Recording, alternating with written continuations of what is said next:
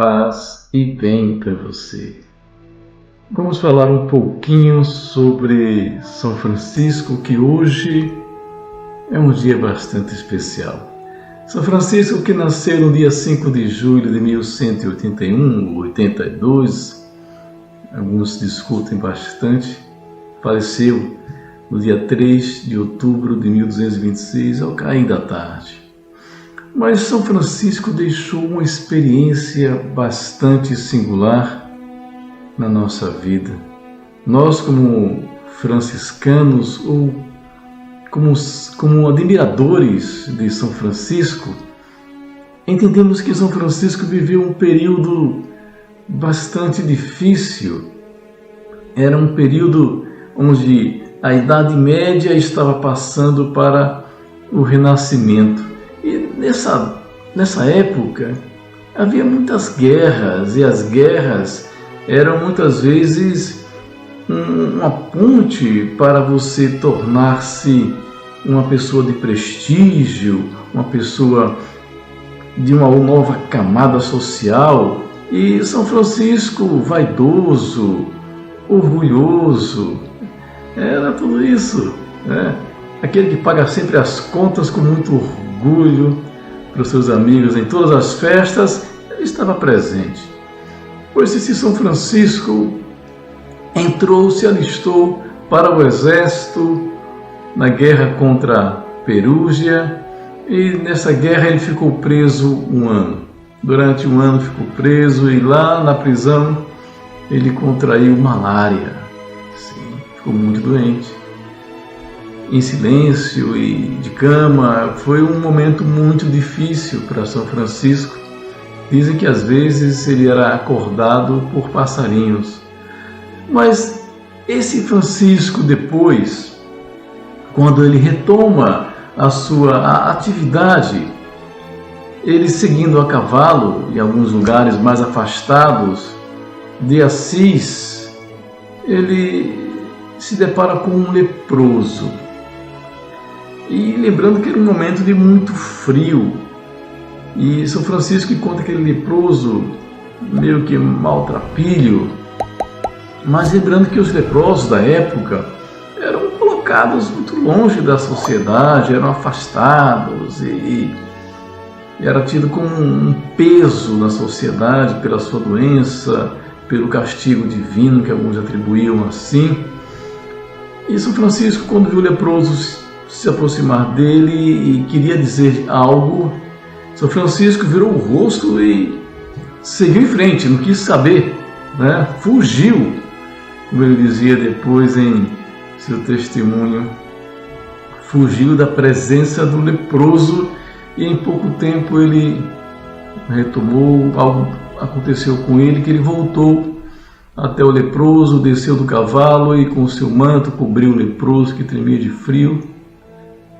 E eu, olhando para o rosto desfigurado pela lepra do leproso, ele beijou o leproso.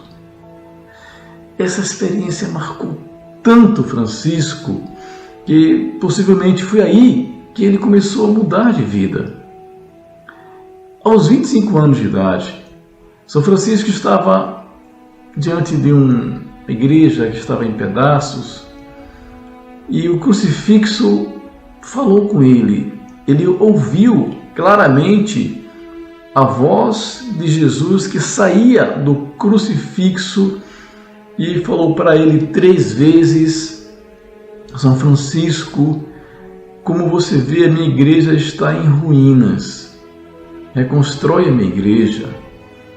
E ele entendeu a igreja realmente de pedra, aquela que estava lá toda em pedaços.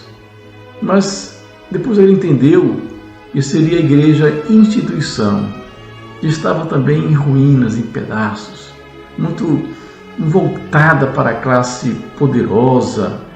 Os pobres não tinham o respeito e o acesso devido que a igreja deveria dar. E São Francisco, motivado por esse trabalho de reerguer a igreja, de reconstruir a igreja, o que ele faz? Ele chega todo empolgado, vai para casa, vai na loja do pai que não está no momento, e ele pega todos os tecidos caríssimos do pai, que era um grande comerciante, o Piero Bernardone, grande comerciante de tecido, reconhecido fora da Itália, e pega os tecidos e vende todos por um preço barato. Vai para alguns lugares mais afastados, vende, e outros tecidos e roupas ele passa para as pessoas mais pobres. Para quê? Para pegar essa grana toda de vendas e bancar a construção da igreja.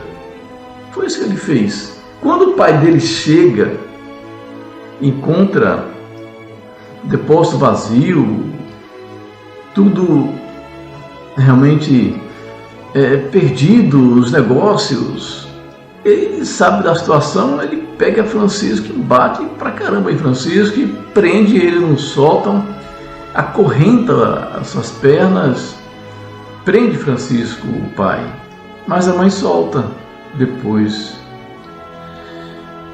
E fica uma situação muito difícil. Mas o pai queria reaver as suas perdas, os seus investimentos, o dinheiro que Francisco tinha dado ou levou para a igreja, para ser construída a igreja. E então o pai de Francisco, né, reúne o padre, o bispo, a hierarquia eclesiástica da época e faz uma espécie de julgamento onde ele coloca ao pai de Francisco a situação e quer dinheiro de volta. E isso numa praça pública. Francisco, quando vê aquela situação toda, ele não só entrega o dinheiro que havia pego do pai, que o bispo na época conseguiu todo o dinheiro que foi arrecadado. O próprio padre, capelão da época, não queria o dinheiro, recebeu as moedas, o dinheiro de Francisco e deixou guardado em um lugar, e esse mesmo pacote com o dinheiro foi para Francisco e Francisco repassou tudo na íntegra para o pai. Mas não só isso, Francisco ficou se despiu diante do pai, se despiu diante das pessoas que estavam presentes e se despiu diante da igreja. Essa experiência de desprendimento de Francisco sinaliza toda uma mudança de vida, toda uma entrega. Ali, Francisco renuncia à vida mundana, o mundo, renuncia a tudo. O seu nome, sua herança, sua vida. E passa a viver para o único Pai que ele acredita, o Pai do céu. E fica como um mendigo. Não tem mais herança, não tem mais nada. Vive como um mendigo e no começo até os mendigos não gostavam dele. E ele vive a vida pelas ruas, naquela igreja em pedaços. Mas aos poucos, algumas pessoas foram vendo o seu testemunho. Para alguns ele era louco, para outros uma pessoa especial, que deixou toda aquela sua vida de luxo, de burguesia, de boemia, para viver uma vida de mendicância. E São Francisco começou a receber pessoas que queriam viver do jeito dele, segui-lo. Quando chegou em 12, aproximadamente uns 12, ele escreveu umas regras, umas normas de comportamento para que eles pudessem viver, e essas normas eram basicamente os evangelhos, viver de acordo com o evangelho. São Francisco não queria mais nada, só viver como vive Jesus no evangelho. E aí, para que ele pudesse ter mais liberdade também em pregar nas igrejas, que na época não era permitido todo mundo chegar na igreja e pregar, Francisco foi com a sua regrinha, os frades, foi para Roma falar com o Papa, pediu autorização para isso. Lá ele foi humilhado, foi incompreendido, fizeram chacota com ele, não deu certo para Francisco, nem o Papa quis dar crédito a ele, ele foi confundido como um possível herege, não deu certo. Mas só que naquela noite, o Papa, quando foi dormir, teve um sonho onde a igreja toda estava em ruína, estava em pedaços, caindo. E aí ele viu Francisco como que uma base segurando a própria igreja. Ele era uma coluna que segurava a igreja. E aí mandou chamar de volta Francisco. O Papa ficou encantado com sua história, era o Papa Inocêncio III na época. Ficou encantado com a história de Francisco e deu uma bênção de aprovação. Tudo foi verbalizado, nada foi documentado, escrito pelo Papa, mas ele abençoou essa experiência. E Francisco retorna para os seus irmãos, os irmãos da sua primeira experiência. Pouco tempo depois, foram chegando mais e mais irmãos, e Clara também. Clara, a princípio, queria ser como que uma seguidora de Francisco, como os frades, mas com o tempo entendeu que esses frades, ela não poderia seguir Francisco do mesmo jeito. Os frades eram como irmãos e ela não poderia mostrar-se como mais um irmão, mas como uma mãe.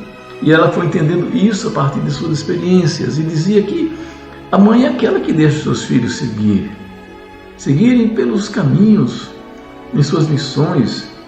Ela motiva, ela cuida, ela conforta, ela acolhe. Mas a mãe fica também esperando que os filhos voltem para casa são e salvos. E assim foi a Santa Clara. No ramo feminino, ela é a irmã e a mãe dos irmãos.